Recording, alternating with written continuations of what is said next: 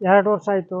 ಈಗ ರೈತರಿಗೆ ನಮ್ಮ ಕೊಪ್ಪಳ ಜಿಲ್ಲೆಯ ರೈತರಿಗೆ ಬರ ಪರಿಹಾರನ ಹಾಕಲಿಲ್ಲ. ಕೇಂದ್ರ ಸರ್ಕಾರ 3 ವರ್ಷ ಇಲೆಕ್ಷನ್ ಮುಂಚಿತವಾಗಿ 3,500 ಕೋಟಿ ರೂಪಾಯಿ ಹಾಕಿದ್ರು.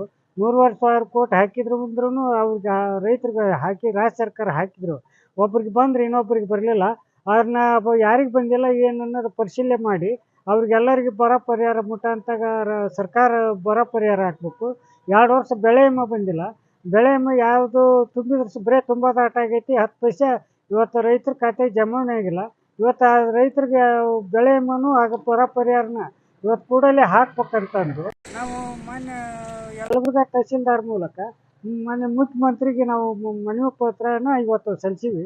ಆ ಮನವಿ ಪತ್ರ ಪ್ರಕಾರ ಶೀಘ್ರದಲ್ಲಿ ಒಂದು ಸರ್ಕಾರ ಹೆಚ್ಚಾಯ್ತು ಒಂದು ಶೀಘ್ರ ಒಂದು ವಾರ 15 ದಿನದೊಳಗೆ ಅದನ್ನ ಬರ ಪರಿಹಾರ ಹಾಗೂ ಬೆಳೆ ವಿಮೆ ಬಿಡುಗಡೆ ಮಾಡ್ಬೇಕಂದು ನಾ ರೈತ ಸಂಘದ ರಾಜ್ಯ ಉಪಾಧ್ಯಕ್ಷ ಮಾಧ್ಯಮ ಮೂಲಕ ಮನವಿ ಮಾಡ್ತೀನಿ. ಧನ್ಯವಾದ.